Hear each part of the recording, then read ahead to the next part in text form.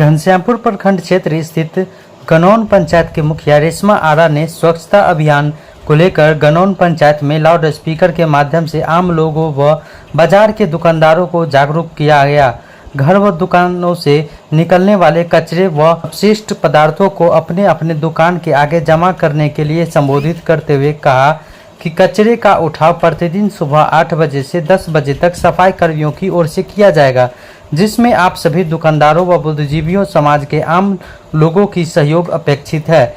आप लोग इधर उधर कचरा न फेंकें, क्योंकि उससे गंदगी फैलता है। गंदगी से अनेकों प्रकार की बीमारियां उत्पन्न होती है। इसलिए बेहतर प्रखंड और पंचायत बनाने के लिए हम सभी मिलकर स्वच्छ बनाने का संकल्प लें। सभी आमजनों व पंचायत वासियों के सहयोग व संकल्प से पंचायत व प्रखंड को स्वच्छ बनाए रखने हेतु अपील किया गया। इस मौके पर स्वच्छता ही सेवा योजना के तहत उत्कृष्ट कार्य हेतु गांधी जयंती पर जिला जल एवं स्वच्छता समिति दरभंगा के द्वारा गनौन पंचायत की मुखिया रेशमा आरा को जिलाधिकारी के हाथों सम्मानित किया गया। वही रेशमा आरा ने बताया कि यह सम्मान मेरा नहीं, गनौन पंचायत की जनता का सम्मान है। उम्मीद है कि आगे भी इससे अच्छा कार्य कर जो